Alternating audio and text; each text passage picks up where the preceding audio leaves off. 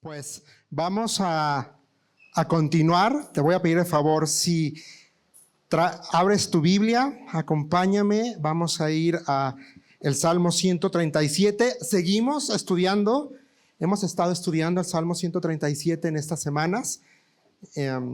Y el día de hoy no va a ser la excepción. Vamos a estar pasando unos momentos en la palabra de Dios, dejando que sea ella la que hable, ministre a nuestras vidas. Y yo sé, estoy convencido que Dios tiene algo hermoso y maravilloso para tu vida y para la mía también. Entonces, no sé tú, pero ¿cuántos de nosotros hemos sido heridos, hemos sido lastimados? Yo. Me ha lastimado la vida, me ha lastimado las personas, también me lastimó la iglesia, una relación emocional también. O sea, hemos sido. Y no sé si en algún momento te has hecho esta pregunta: ¿qué hago con todo esto?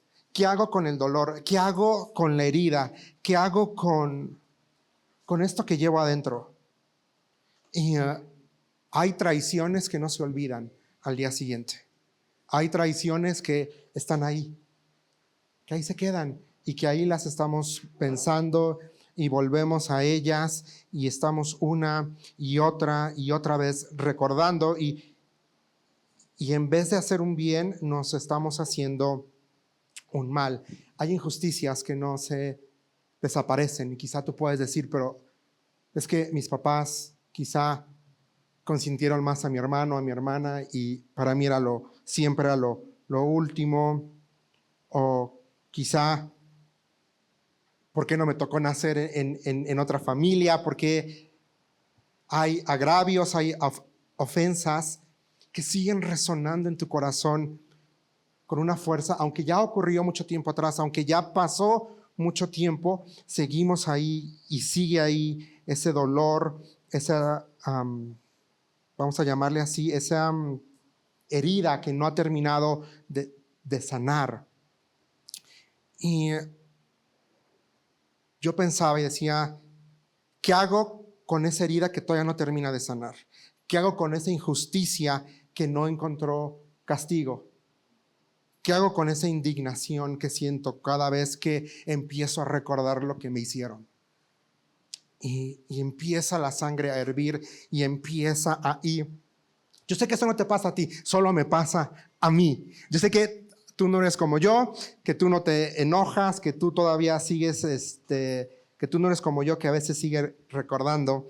Y voy a abrir un capítulo de mi vida que pocos saben. Y hace unos años atrás yo estaba sirviendo al Señor en un lugar y alguien vino y alguien hizo una acusación que no era cierta, que no tenía fundamento, que no había pruebas, que no había nada, y eso hizo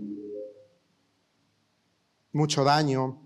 Y de la noche a la mañana, la persona que debió cuidarme, la persona que decía que era como un padre para mí, me estaba atacando, me estaba acusando de algo injusto, de algo que no era verdadero.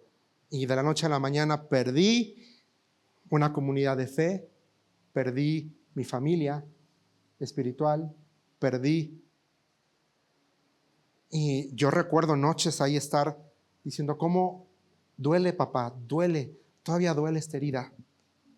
Es injusto porque no es verdad, lo que dicen que pasó no pasó. Esto no es verdadero, Señor. Esto no es. ¿Qué hago con esta indignación? Gracias al Señor pasó el tiempo y la verdad salió a la luz y fue evidente que nunca había pasado nada de lo que me estaban acusando, lo que estaban diciendo que había ocurrido. Y meses después pude, por la gracia de Dios, tener un tiempo con el Señor. Llevé mi dolor, mi herida y mandé un mensaje de texto a esta persona y le dije, ¿sabes qué?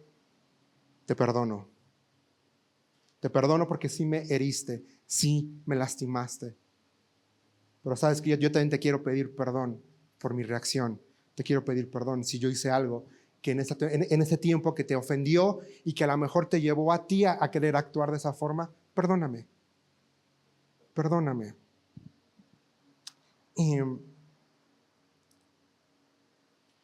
Y a veces no fue fácil. Fueron meses de estar orando, de estar diciéndole, Señor, no siento y no quiero pedir perdón. Porque yo sentía que me ofendió a mí, me lastimó a mí, me hirió a mí. Él tiene que venir a pedirme perdón porque Él fue el que me lastimó. Esa era mi línea de pensamiento. Y no quería, y no quería pedir perdón. Y yo me rehusaba hasta que empecé a hacer lo que siempre les he dicho que hago. Mi oración era, Señor, no siento que quiero perdonar, pero tú me pides que perdone, lo perdono. Señor, no quiero, pero tú me pides que perdono, lo perdono. Y así empecé hasta que finalmente un día volví a pensar en este hombre y ya no dolió. Ya no me enojé, ya no me hervía la sangre, ya no recordé la herida y le escribí lo que te acabo de decir que escribí. Pero a veces nos han enseñado que hemos aprendido frases fáciles para esconder el lenguaje. Perdóname, sí te perdono, pero lo decimos nada más porque se supone que tenemos que decir perdóname. Y a veces buscamos formas de cubrir, pero no tratamos la herida, solo cubrimos nuestra reacción. Y a veces allá afuera el mundo nos ha vendido la idea de que el dolor, de que el sufrimiento, de que si somos sinceros con nuestro dolor, con nuestro sufrimiento, estamos evidenciando que no tenemos fe. Y eso es mentira. No está peleada la fe con el dolor del corazón. No está. Pero ¿sabes qué hace la palabra de Dios? Toma tus heridas muy en serio.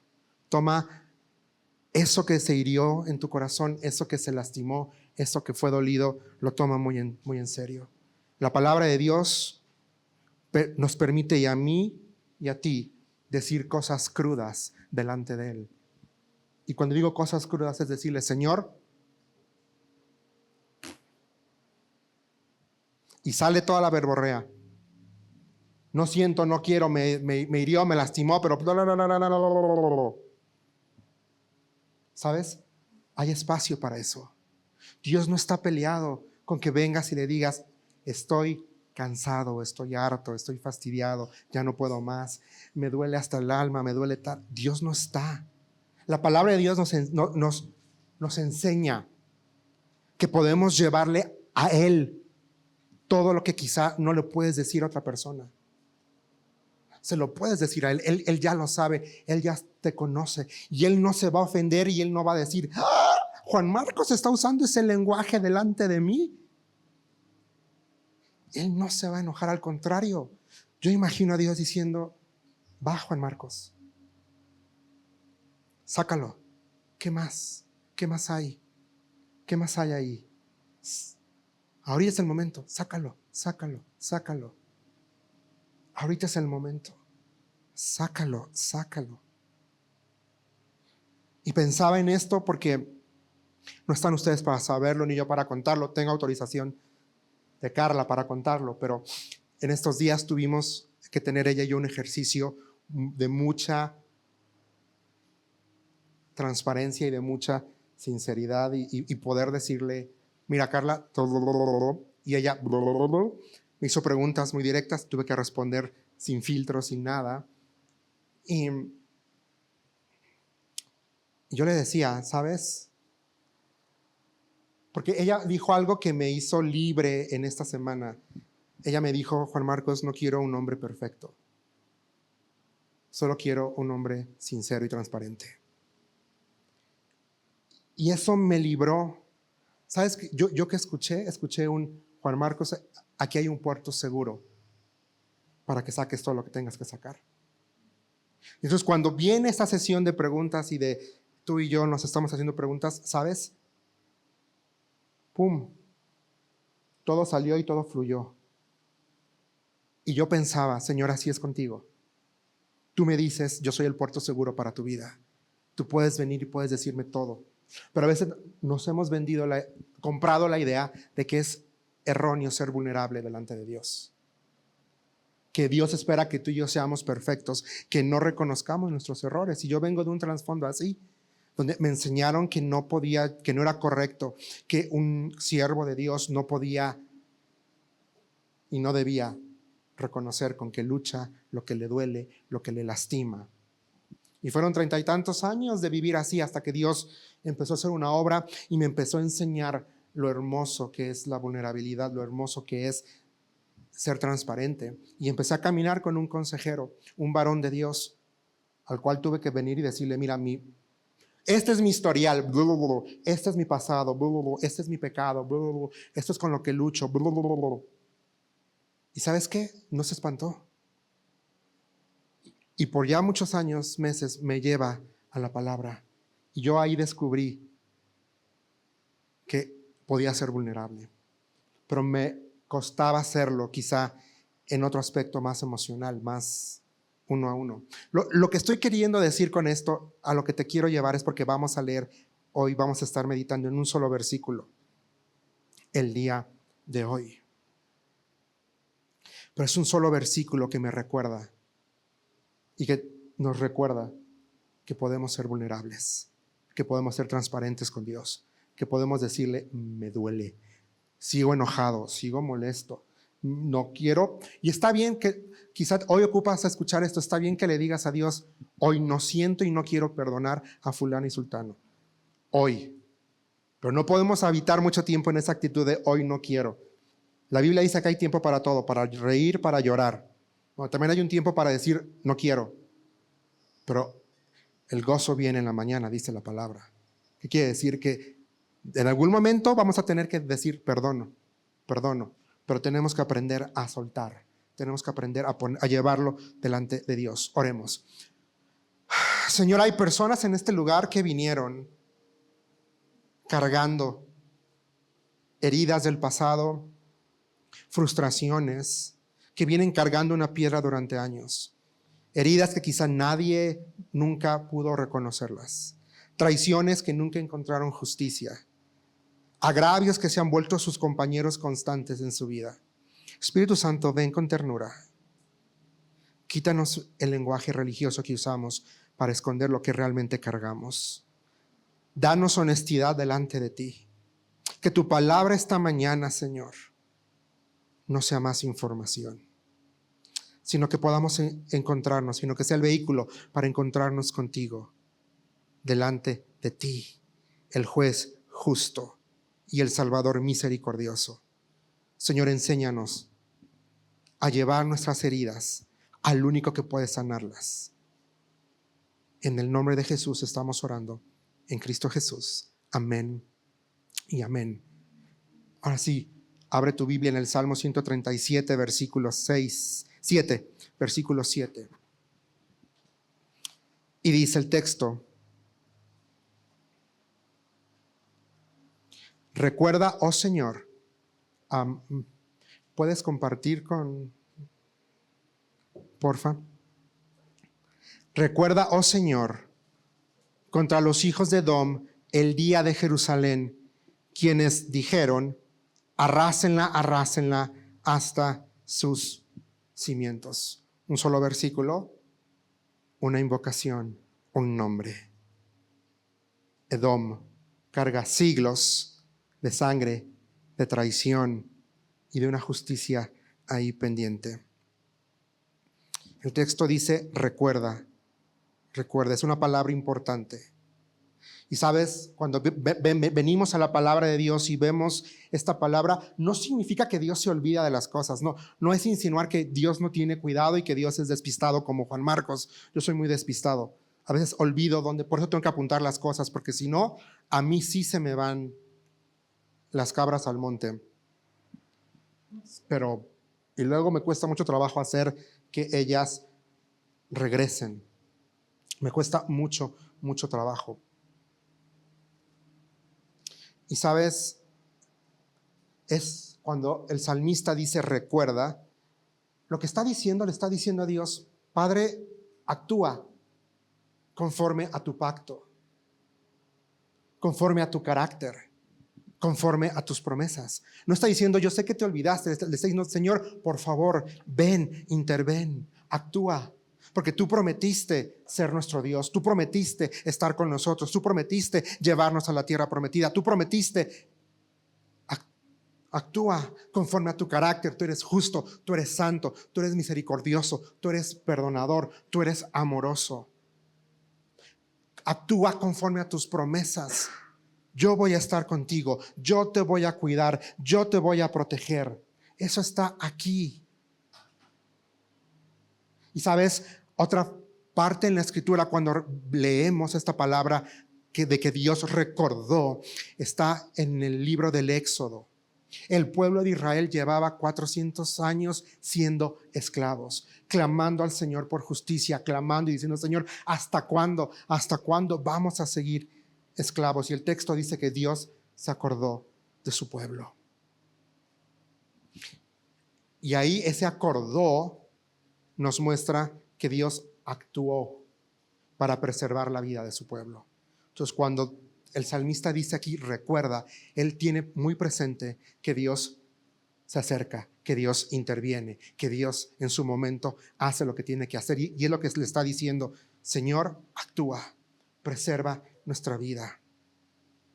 También cuando Dios recordó a Abraham para salvar para redimir a su pueblo, para decir, tú eres mío.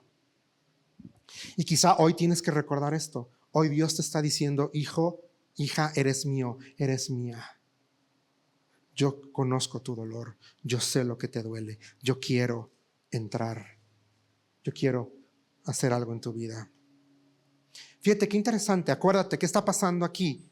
El pueblo de Israel fue llevado al exilio, no está en su tierra, están en una tierra lejana que no es suya, siendo víctimas del yugo de otro pueblo, de los babilonios.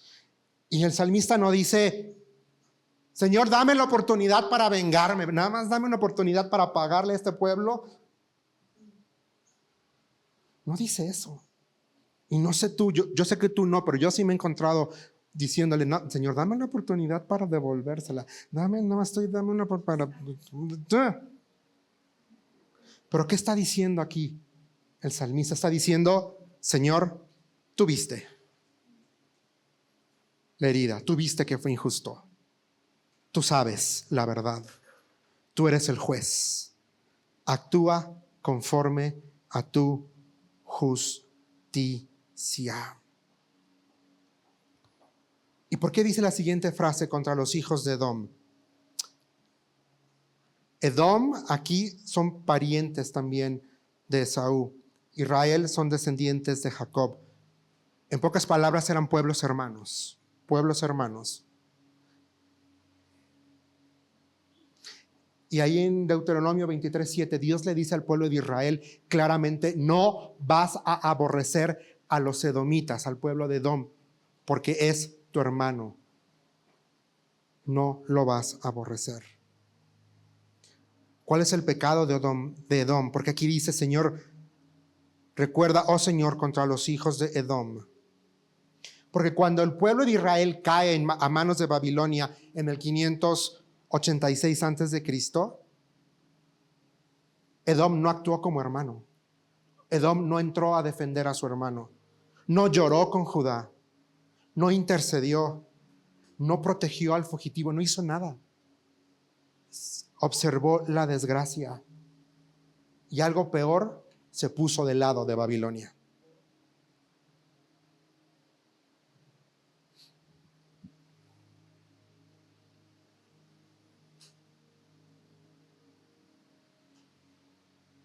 ¿Te imaginas que tu hermano, en tu caída, Missy, que tuvieras un problema y Joana se pusiera del otro lado y dijera, ándale, sí, que le duela más, que le duela más, que le duela más? ¿Cómo te sentirías? ¿Qué pasaría en tu corazón? Dolor, enojo. Esto pasó. Israel fue destruida, fue arrasada la ciudad. Y sus hermanos, en vez de hacer algo, se gozaron con la caída, se gozaron con el fracaso.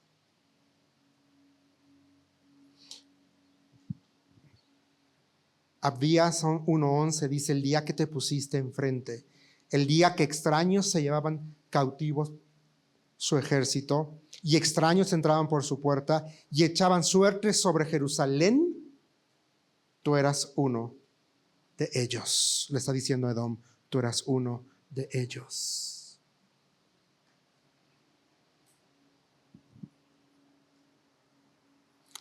Edom, aquí hubo una traición a su pueblo. Quizá Edom no fue Babilonia, pero actuó como Babilonia ante la calamidad. Quizá Edom no inició el incendio lo iniciaron los babilonios, pero Edom sí quiso que las llamas terminaran su trabajo. El pecado de Edom no solo fue la pasividad, que se cruzó las manos y que no hizo nada, fue complicidad moral, celebración cruel, y que traicionó a su pueblo hermano. Aquí cuando el texto dice el día de Jerusalén, está hablando directamente del día de esa calamidad. No fue un día cualquiera, no fue un día de, ay, hoy se me antoja ir a nadar, no. Fue el día de la caída del pueblo de Israel, el día en que el templo fue destruido, el día en que el pueblo fue llevado al exilio, el día en que los enemigos de Israel pisaron sobre ellos, los humillaron, los aplastaron. Y ve qué fuerte lo que Edom gritaba cuando Jerusalén estaba siendo invadida y destruida. El texto dice: arrásenla, arrásenla hasta sus cimientos. Esta frase revela lo que había en el corazón de Edom. Ellos querían borrar por completo la memoria de este pueblo, la memoria de Sión. Querían apagar la esperanza. Querían declarar que el lugar donde Dios había dicho, ahí mi nombre va a habitar y desde ahí yo voy a estar, no tenía futuro.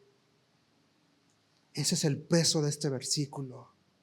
No es un versículo más ahí en un salmo de lamentación. El salmista está diciendo: Señor, recuerda la traición, recuerda esta herida que está en nosotros, actúa conforme a tu carácter. Tú eres el juez justo, haz algo, haz algo. Este versículo no es un berrinche, no está el pueblo de Israel aquí haciendo un berrinche. Ay, me quitaron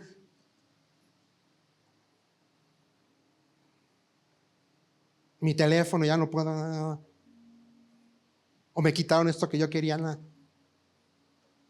Tampoco es un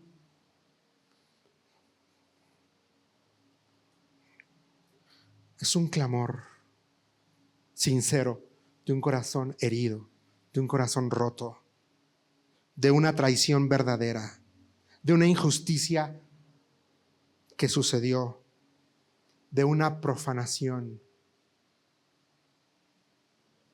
Y el salmista está teniendo este diálogo con Dios, diciéndole: recuerda, Señor, recuerda. No toma venganza el salmista. ¿Qué está haciendo aquí? Él está orando. Está orando. Está orando. No se sienta, ¿verdad?, en el trono humano y dice: ahora yo quiero buscar la forma para que haya venganza. No niega la herida. Primero apela al trono. Recuerda, Señor. No niega la herida. Viene y la presenta delante de Dios. Recuerda, Señor, lo que los edomitas hicieron. No suaviza el pecado de Edom. Es que ellos no sabían otra cosa. No, esto ocurrió, así fue y me dolió. No exige justicia desde su orgullo, pero ¿cómo me aplastaron? Si yo soy Israel, el pueblo elegido de Dios, el pueblo que Dios ama, ¿cómo se atreven? Apela al carácter de Dios. Y la verdad es que tú y yo no somos nada. Y a veces nos creemos todo. Y cuando nos hieren y nos lastiman, creemos que somos el centro y que todo orbita alrededor de nosotros. ¿Sabes? Estos salmos no son permisos para odiar. Cuando leemos textos así, no son permisos para odiar.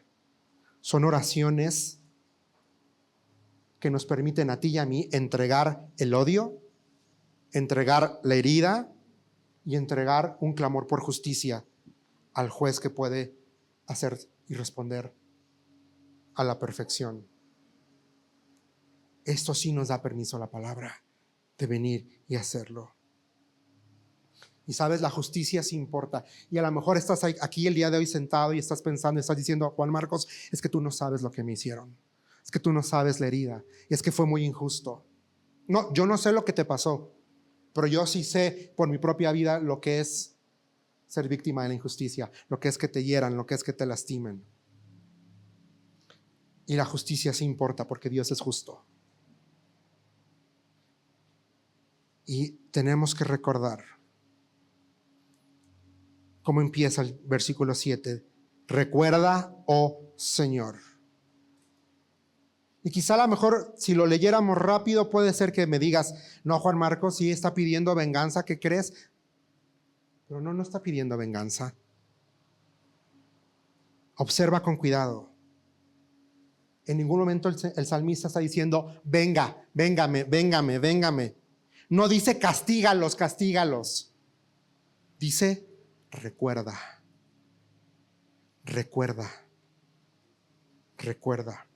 Hay una diferencia entre resentimiento y clamor por justicia. Es muy diferente. Resentimiento es cuando tú y yo queremos ocupar el lugar de Dios.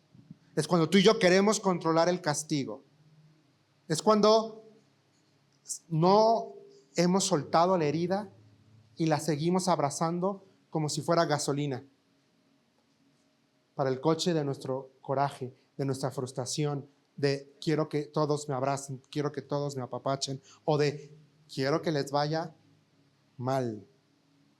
El resentimiento hace de la ofensa tu identidad. Te olvidas quién eres, te olvidas que eres hijo e hija. El resentimiento te hace a ti no tener descanso hasta que no veas al que te hizo la ofensa destruido, en ruinas, pagando por lo que te hizo. Eso hace el resentimiento. Un clamor bíblico por justicia lo que hace es, en vez de tú querer ocupar el lugar de Dios, se arrodilla delante del trono. Pone el caso en manos de Dios. Señor, esto es injusto, tú sabes que esto es injusto. Aquí está. No lo quiero cargar yo, lo pongo a ti. Nombra el pecado y lo entrega. Señor, me hicieron esto. Lo pongo delante de ti. Señor, estoy sintiendo ira. La pongo, tú pon ahí lo que tú sientes y ponlo delante de Dios. Cuando clamamos por justicia correcta delante de Dios, vivimos tú y yo descansando en que Dios sabe y Dios va a actuar. En su tiempo, en su manera y a su forma. Yo lo entrego, lo suelto y entonces puedo caminar en libertad, en descanso. ¿Por qué? Porque cuando tu corazón clama por la justicia correcta, tu corazón está descansando en Cristo, está descansando en su carácter, justo, amoroso, misericordioso, santo, proveedor. Y eso cambia la perspectiva. Y eso nos cambia la perspectiva. Y empezamos a ver las cosas de forma diferente. El salmista no dice, yo voy a pagar, yo voy a hacer. No. ¿Qué dice? Recuerda, oh Señor. Recuerda, oh Señor. Y cuando Él decir esto, Él está reconociendo que la justicia no le pertenece a Él, le pertenece a Dios. Está diciendo, yo no soy, Dios, yo no voy a hacer nada para zafarme de esta. Tú manifiéstate, obra, haz tu voluntad, haz. Y quiero llevarte el día de hoy, en estos minutos, a recordar esto. Dios es un Dios justo. No es una característica accidental, es su esencia. Él es justo. Y la justicia brota de su carácter. Génesis 18:25 dice, lejos de ti hacer tal cosa, matar al justo con el impío, de modo que el justo y el impío sean tratados de la misma manera. Lejos de ti, el juez de toda la tierra, ¿no hará justicia? ¿No hará justicia? Dios es justo. No te corresponde a ti y a mí hacer justicia por nuestra propia mano. Él se encarga. Él se encarga. Joana, si algo te pasara, tuvieras algún accidente, Dios no lo quiera, tú sabes que tu papá va a hacer algo. Tú sabes que tu papá no se va a quedar con los brazos cruzados. Tú sabes que a lo mejor va a tardar de su trabajo a tu casa 5 minutos, pero va a llegar. Eso es descansar en el carácter justo de Dios. Ahorita me caí, me lastimé, pero yo sé que papá va a llegar. Y yo sé que papá va a hacer algo. Y yo sé que papá me va a cubrir. Y a veces nos cuesta trabajo esa espera entre que papá me caí a que papá llegue. Y en ese inter nosotros queremos, es que tiene que pagar, es que esto es injusto, es que... Y te digo algo, si Dios no fuera justo, no sería Dios. El que a ti y a mí nos duela lo injusto, la injusticia, no es que seamos débiles. Es un eco del carácter de Dios.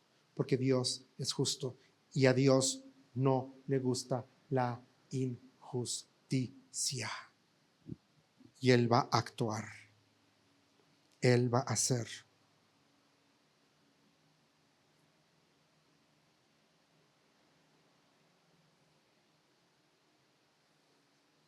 Volviendo al ejemplo,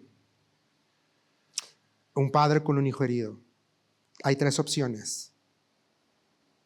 La primera, que yo estoy seguro que no va a ser tu papá. Va a decir, no pasa nada, olvídalo, ya levántate, sacúdete la herida y vámonos. Si alguien vino y te asaltó y te hirió, tu papá no va a decir, no pasa nada, Joana, ya déjalo en paz, vámonos. Esa puede ser una opción, pero no es la correcta. Hay una segunda reacción y es, quizá se enoja tu papá y pierde el testimonio y se le va a los golpes a la persona. Eso es él queriendo hacer justicia en sus propias manos y es una respuesta desproporcionada. Lo correcto es, lo lleva a la autoridad, presenta la demanda correcta. Esta persona golpeó a mi hija y levanto la demanda. Y van a confiar en que la justicia siga su curso. No estoy, con eso no te estoy diciendo que no reconozcas y digas, no importa, me vale. No. Pero tampoco te estoy diciendo, toma la ofensa en tus propias manos y véngate y paga con la misma moneda. No, lo que te estoy diciendo es, llévalo delante de Dios. Llévalo delante del juez justo, porque eso es lo que el salmista está haciendo aquí. Recuerda, oh Señor, contra los hijos de Edom, el día de Jerusalén, quienes dijeron, arrásenla, arrásenla, hasta sus cimientos.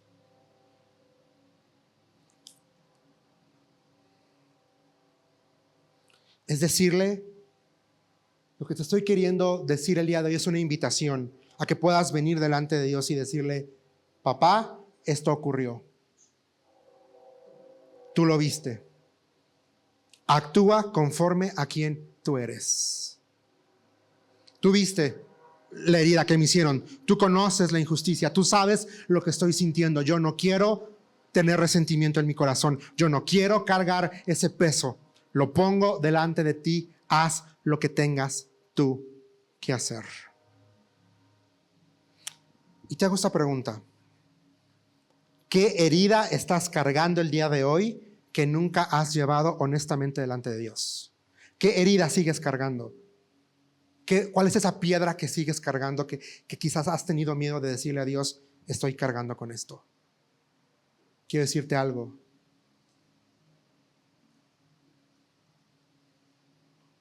Que a mí me dijeron en la semana, y te voy a repetir porque esto me ha hecho libre de una forma muy bonita. Y papá te dice hoy, Dios te dice, hijo, no te pido que seas perfecto. Hija, no te pido que seas perfecta. Solo sé sincero y reconoce lo que te duele. Ven conmigo, dímelo. Sé sincero, sé sincera. Eso que crees que me voy a ofender, que no me has dicho, ya lo conozco, pero quiero que lo digas con tus palabras. Esto, hija, esto que todavía te duele ahí, que crees que yo me voy a ofender y te voy a ver con ojos feos de cero. Yo ya sé, yo lo vi, pero necesito que tú lo digas. Necesito que lo externes. No estoy diciendo que se lo digamos con palabras así educadas, ¿verdad? No, es que, sino que lo lleves con el peso de la verdad. Cómo realmente tú te estás sintiendo, cómo te hizo sentir el que tu papá te haya rechazado, el que tu mamá te haya rechazado, el que alguna pareja te haya dado la espalda, el que a lo mejor tus hijos te hayan herido, el que tu papá te haya hecho a un lado. Yo no sé. O quizá a lo mejor el que como iglesia, como cuerpo de Cristo, en algún momento te herimos y te lastimamos. Llévaselo delante de Él y dile la verdad. Dísela. Una traición familiar, un abuso que sufriste y que nunca lo has hablado, una promesa rota. Esto va a durar toda la vida. Pues duró 3 años, duró 4 años, duró 1 año. Una injusticia laboral, personal, llévaselo a Él, crudamente, honestamente. Yo puse aquí, porque es algo que yo sí le he orado. Yo escribí hace años atrás, Señor, esto ocurrió, esto me hirió, esto sigue siendo injusto. Recuerda. Y una invitación a que actúa, Señor, conforme a tu carácter. Y quiero decirte esto y necesitas escucharlo con esta claridad. Dios no minimiza tu herida. Dios no pide que finjas. Dios te pide que se le entregues a Él para que Él haga lo que Él solamente puede hacer, que es traer justicia perfecta en el momento perfecto, para que Él pueda traer sanidad emocional a tu vida, para que Él pueda quitarte ese peso que estás cargando. Él ya no quiere que lo cargues más. Pero a veces somos tan egoístas que sentimos que ese costal de resentimiento, de dolor, es lo que nos hace seguir adelante. Pero ya voy a ver cuando tú te caigas, pero aquí voy a estar para ver en el momento que te equivoques, pero ya voy a ver cuando... Suéltalo, eso no es vida. Eso no es vida y eso no le agrada a Dios. No le agrada a tu Señor. Segundo pensamiento en estos minutos es: las naciones no conocen el pensamiento de Dios. Yo no conozco el pensamiento de Dios. Y perdona que te lo diga así, tú tampoco conoces el pensamiento de Dios. Porque tú no eres Dios, yo no soy Dios. Y sabes, el libro de Miqueas, porque hemos estado en estas semanas hemos estado moviéndonos entre el Salmo 137 y el libro de Miqueas. Y ahí en Miqueas capítulo 4, versículos 11 y 12, dice: pero ahora se han juntado contra ti muchas naciones que dicen: sea profanada, que se deleiten en Sión nuestros ojos. Pero ellos no conocen, ve lo que dice, los pensamientos del Señor, ni comprenden su propósito, porque los ha recogido como gavillas en la era.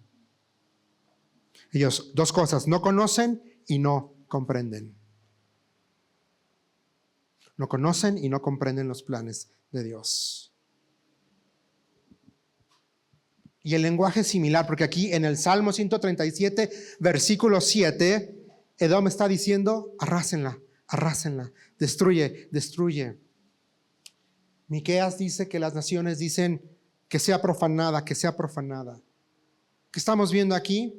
Que hay un deleite en la humillación de Sión. Y sabes, hay personas allá afuera que se van a gozar y se van a deleitar en verte a ti ahí, tirado, herido. ¿Quién es el que está más feliz de que tú estés tirado en la lona, sin levantando, sintiendo conmiseración de ti y diciendo: ay, pobrecito de mí, pobrecito de mí? El enemigo. Porque no estás caminando en victoria, porque no estás anclado, y cuando tú y yo estamos plantados y cimentados, podemos reflejar mejor la gloria de Dios. Podemos ser la palabra de Dios para las personas que no le conocen. Yo una vez escuché esta frase y me impactó mucho. Tú y yo podemos ser la única Biblia que alguien allá afuera va a escuchar el día de hoy. Y si yo estoy ahí con resentimiento, con herida, con dolor, sin soltar, ¿qué va a escuchar la gente? La Biblia dice: de la abundancia del corazón habla la boca. ¿Qué va a escuchar la gente? ¿Resentimiento? Ojo, no estamos negando la herida ocurrió, ahí está. Pero ¿qué haces con ella? ¿Qué haces con tu reacción? ¿Qué haces con el dolor? ¿A dónde lo llevas? ¿A dónde lo estás rindiendo? Y qué hermoso, porque Miqueas nos muestra lo que las naciones no pueden ver, y a veces lo que quizá Juan Marcos tampoco puede ver, que Dios puede disciplinar a Juan Marcos sin abandonarlo cuando Juan Marcos se equivoca. Que el hecho de que a veces Dios venga y me corrija no significa que Dios me desecha. Sigo siendo suyo, pero me corrige porque la Biblia dice que el Padre al que ama disciplina. A veces sufro dolor, sufro esto que estamos hablando, y no significa que Dios no está ahí. Él está ahí. Empezamos el Salmo 137 diciendo: junto a las orillas nos sentamos y colgamos el arpa, diciendo que hay momentos que son válidos para sentarte con tu dolor y decir: ahorita no es momento de cantar, bailar y hacer, es momento de reconocer el dolor y de sentarme en la orilla, y Dios viene y se sienta contigo en la orilla. Pero a veces somos tan egoístas que estamos llore y llore, diciendo y diciendo una y otra vez, recordando la historia, el dolor, la herida, y Dios ahí: ¿ya terminaste de hablar? ¿Ya me vas a dejar a mí hablar? Y terminamos, hay una pausa y otra vez: ay, Señor, pero y Dios así de: ¿ya me vas a dejar o vas a seguir? No es fácil, pero hay sanidad cuando nos callamos y decimos: ahora sí, ya terminé, Dios. Como Job: habla, que tu siervo escucha.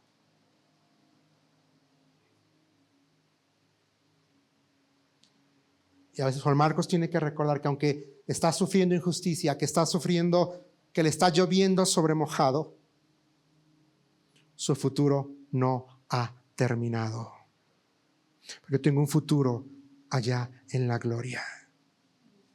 Mi versículo lema de mi vida es Jeremías 29:11, en la Nueva Versión Internacional, que dice: porque yo sé muy bien los planes que tengo para ustedes, dice el Señor, planes de bienestar y no de calamidad, a fin de darles un futuro y una esperanza. Y cuando yo estaba en mi noche más oscura, cuando yo estaba atravesando la epilepsia y cuando me tenían que dar de comer, cuando me tenían que bañar, cuando yo vivía solo dormido y me despertaban para comer y para darme el medicamento, mi oración era: Señor, yo sé, porque tu palabra dice que va a haber un momento donde no va a haber más llanto, más dolor. Yo sé que tú eres el Dios que sana, que tú eres el Dios que sostiene. Señor, yo creo que tú me puedes sanar, pero si no me sanas de este lado de la eternidad, tu palabra dice que tu plan para mi vida es perfecto, es hermoso, y yo tengo un propósito. Y si no puedo ver tu sanidad de este lado de la eternidad, yo voy a ser sano de aquel lado de la eternidad, porque ahí dice que no hay más llanto, más dolor, más enfermedad. Yo voy a ser sano, quizá no de este lado, pero de aquel lado, porque dice que voy a recibir un cuerpo incorruptible. ¿Qué haces con el dolor? Mi enfermedad no era el final de mi historia.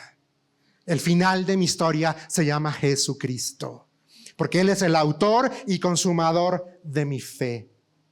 Mi vida está en sus manos y Él decide, no yo.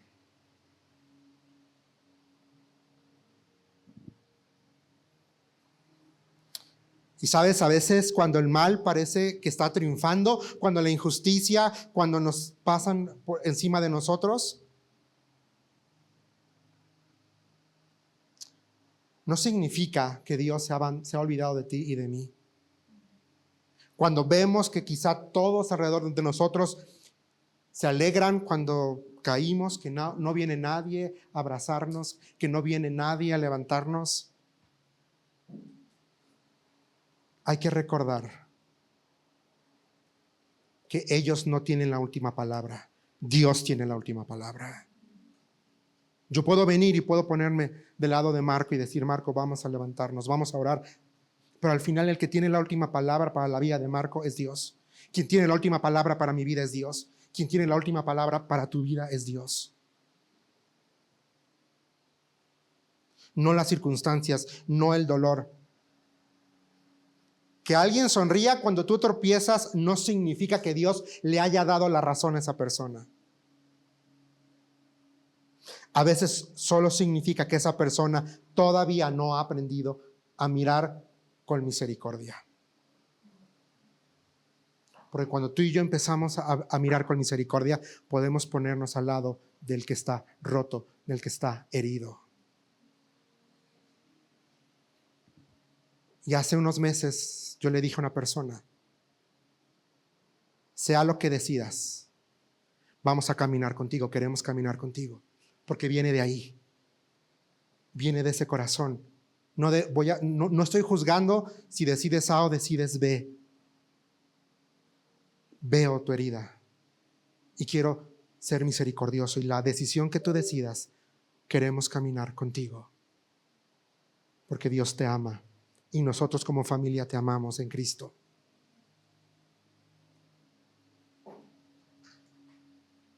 Es mirar con misericordia, es decir, no importa lo que pasaste, te queremos abrazar. Por eso aquí decimos, en Viña tenemos una frase que es: ven como eres, pero no te quedes como llegaste. Te recibimos como eres. La puerta está abierta, puedes venir con todo tu llanto, con todo tu dolor, con toda tu frustración, con todo tu fracaso, con tu resentimiento, con tu odio, ponle. Porque ¿sabes qué? Yo así estaba. Porque tú, Fer, no eres mejor que yo, ni yo soy mejor que tú. Porque yo también tenía resentimiento, ira, coraje en mi corazón. Y porque puedo venir contigo, podemos llorar juntos, podemos reír juntos, podemos caminar juntos la vida cristiana.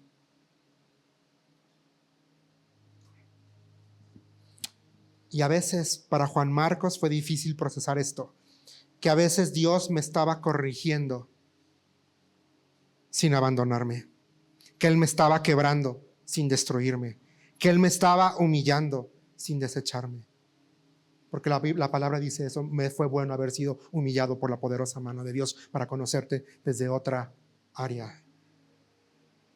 Yo tuve que entender que Dios me estaba preparando para una restauración hermosa.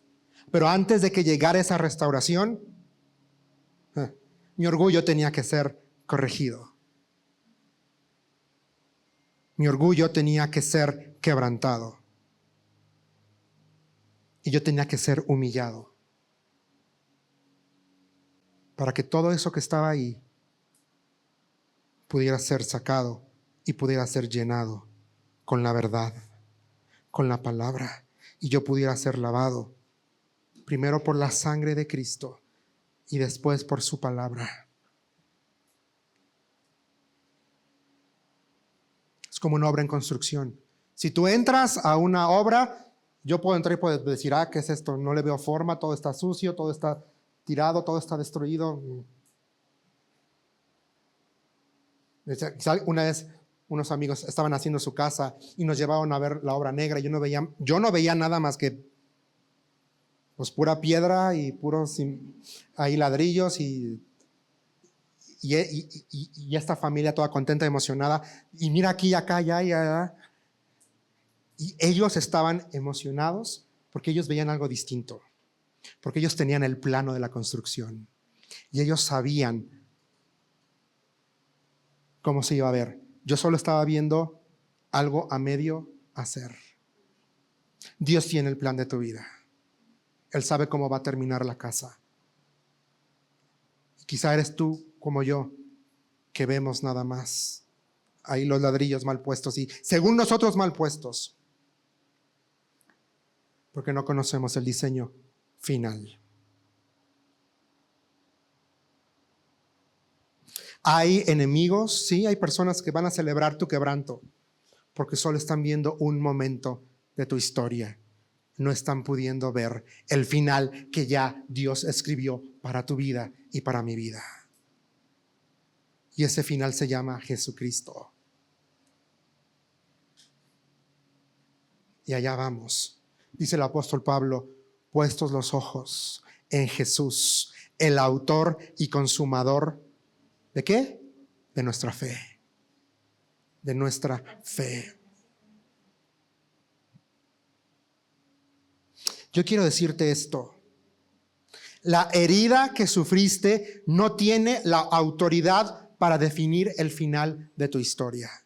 Te lo repito, la herida que sufriste no tiene autoridad para definir el final de tu historia. Esto no significa que el dolor se va a ir rápido. No significa que vas a ver todas las respuestas llegar así corriendo. Pero lo que sí significa es que Dios conoce lo que la gente que no le conoce sí sabe. Quiero decir con esto que Él conoce su plan para tu vida. Él conoce y Él sabe lo que está haciendo. Y sabes, quiero que escuches esto. Dios está obrando dentro de una historia más grande de la que tú y yo podemos ver aquí y ahora. El dolor es real, la injusticia es real, la herida es real, el fracaso es real. Pero Dios está obrando una historia más grande. Y sabes, cuando me pasó el incidente que te conté al principio, cuando sufrí esta herida, cuando en algún momento yo pensé, no, pues, ¿qué hubo, Dios? ¿No se supone que tú estás en control de todo? ¿Qué hubo, papá? Señor, se supone que yo te sirvo, se supone que yo llevo años trabajando debajo de este hombre, siendo el segundo, ayudándolo. ¿Qué hubo? Y Dios me decía, hey, yo no he perdido el control de tu historia. Tú puedes creer por tu herida que perdí el control. Pero Juan Marcos, tú no conoces realmente mi pensamiento acerca de ti. Tú no conoces y no alcanzas a dimensionar el plan y el propósito que tengo para ti. Ahorita te duele, pero te estoy formando. Déjame formarte. Sí, Señor. Fueron noches de mucho llanto. Fueron semanas. ¿Y sabes por qué me dolía mucho más? Porque como bien sabes, yo crecí sin un padre físico. No sé quién es mi padre biológico y no crecí con un papá. Y esta figura de autoridad me presentaba y decía, él es mi hijo, es como mi hijo. ¿Tú sabes lo que eso significa? ¿Cómo me hacía sentir querido, apreciado? Y de pronto ese mismo hombre, ¡fum!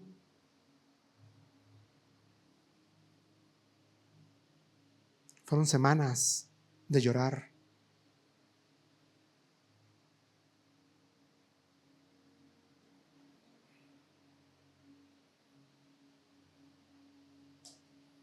Y Dios me dijo, no he perdido el control de tu vida. Y tenemos que entender que la venganza no nos pertenece a nosotros. Le pertenece a Dios.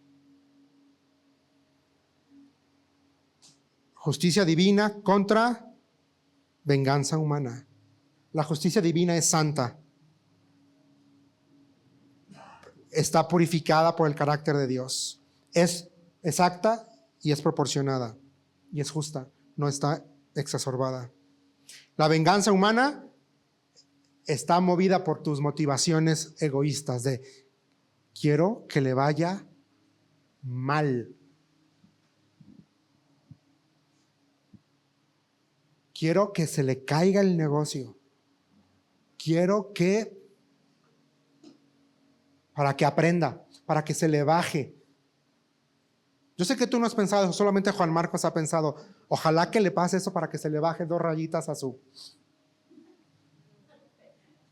Yo sé que tú no has pensado eso, solo Juan Marcos.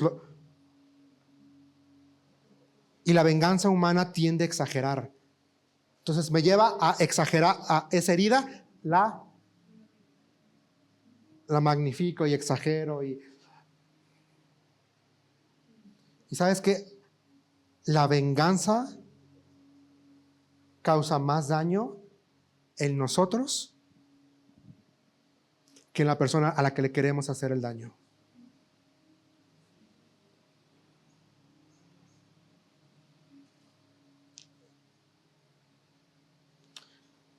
Y el apóstol Pablo lo sabía, porque él dice en Romanos 12:19, amados, nunca tomen venganza ustedes mismos, sino den lugar a la ira de Dios, pues escrito está, mía es la venganza, yo pagaré, dice el Señor. Pero ve el lenguaje, dice, no tomen venganza contra ustedes mismos, incluyéndome. Es decir, si yo quiero tomar venganza hacia este hermano, me estoy afectando a mí al mismo tiempo.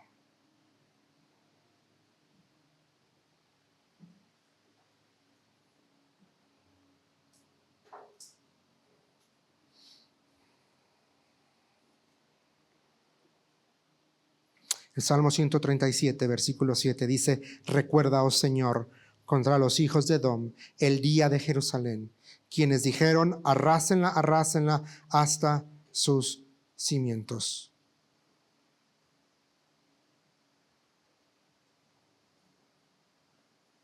Quiero que recuerdes esto. Dios es justo y el mal debe ser juzgado. Edom no podía celebrar la ruina y quedar sin respuesta, ¿verdad? No podía seguir adelante con la traición y la arrogancia sin enfrentar algo a futuro. Pero sabes que todo esto quedó delante de Dios, el juez de la tierra, delante de Cristo. Y sabes, el clamor por justicia no encuentra su respuesta más profunda en el que me hirió, me lastimó, reciba su merecido. Encuentra su respuesta en la obra de Cristo en la cruz del Calvario. Porque hay una injusticia más grande que la que tú y yo pudimos haber experimentado.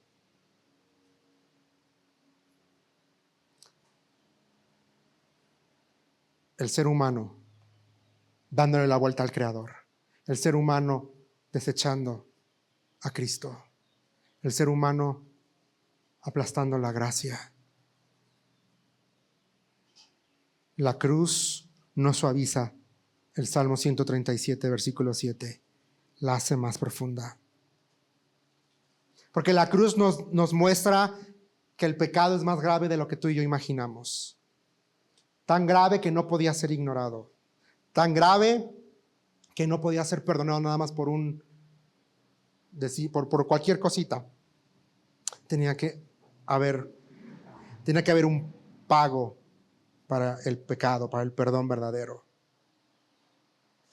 El pecado era tan grave que el Hijo de Dios tuvo que tomar forma humana, dejar su lugar en la gloria, venir y tomar forma humana, caminar 33 años en esta tierra, sufrir dolor, experimentar rechazo, vergüenza, que se le burlaran, que le escupieran. Porque Él sabía que Él tenía que cargar tu pecado y mi pecado en la cruz del Calvario. Porque la Biblia dice que la paga del pecado es muerte. Pero el regalo de Dios es vida eterna en Cristo Jesús, Señor nuestro. La Biblia dice que sin derramamiento de sangre no hay perdón de pecados. El justo tenía que morir por el injusto.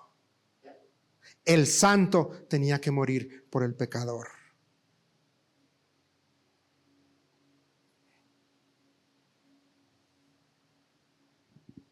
Antes de que miremos a Edom como el culpable, como qué pueblo tan más,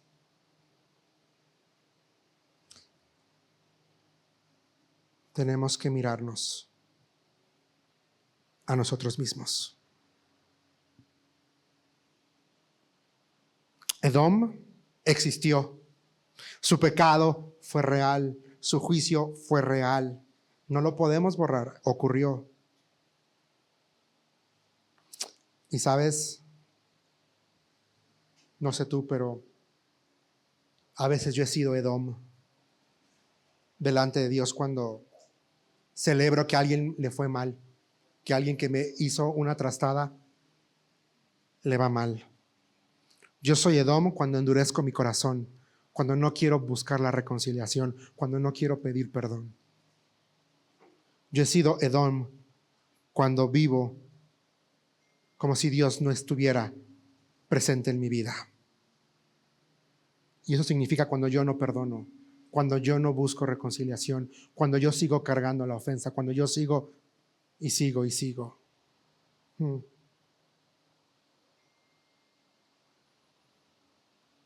Si Dios recordara nuestros pecados así, bien, no podríamos estar aquí tú y yo. Dios no perdona olvidando la injusticia. Dios perdona satisfaciendo la justicia en la persona de Cristo Jesús. Te lo repito, Dios no perdona olvidando la injusticia. Dios perdona satisfaciendo la justicia en la cruz del Calvario, en Cristo Jesús.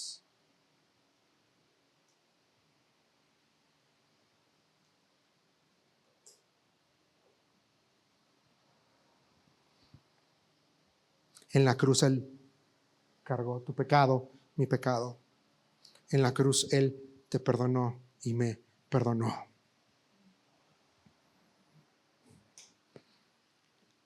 Si Él ya te perdonó, si Él ya hizo provisión para tu pecado y para mi pecado, y si Él perdona a todos, suelta la herida, suelta el rencor, suelta la injusticia. No seas como Edom. Suya es la justicia, no tuya y no mía. Suya es la venganza, no tuya, no mía. ¿Qué vas a hacer? Hay momento para venir y decirle a Dios, recuerda, actúa, haz tu justicia, no lo que yo quiero, sino lo que tú quieres. Señor, estamos tan agradecidos por tu presencia. Gracias, Señor, porque eres bueno, porque eres misericordioso, porque eres amoroso. Porque, Señor, ¿a dónde iremos? No tenemos ningún otro lugar seguro en esta tierra si no eres tú. Señor, tú nos enseñas a vivir una vida diferente, una vida que te honre, una vida que te glorifique, una vida diferente, Señor. Padre, a veces no entendemos todo lo que nos pasa, no entendemos todo lo que estamos atravesando. Y Señor, quizá en mi humanidad yo quisiera, Señor, que la persona que me hirió, que me lastimó, Señor, que se abriera la tierra, se lo tragara y nunca más tuviera yo que verlo. O que le fuera tan mal, Señor, que estuviera en ruinas. Y ese he sido yo. Señor, perdóname por las veces que he pensado así, por las veces que he actuado así. Señor, a mí no me toca ni me corresponde obrar justicia. Tú eres el Dios justo. Señor, gracias porque si tú no obraste conforme a tu justicia en mi persona, y eso significaba mi muerte, mi destrucción eterna, Señor, tú no lo haces tampoco con las personas. Porque todos somos imperfectos, pero tenemos un Dios perfecto. Ayúdanos, Señor, a perdonar, a soltar y a caminar de una forma que te honre y que te glorifique. Toma control de nuestras vidas. Ayúdanos a caminar en perdón, en gracia, en misericordia y en restauración. Ayúdanos, Señor, a reconciliarnos unos con otros, porque te amamos. Gracias, Señor. En tu nombre estamos orando, en Cristo Jesús.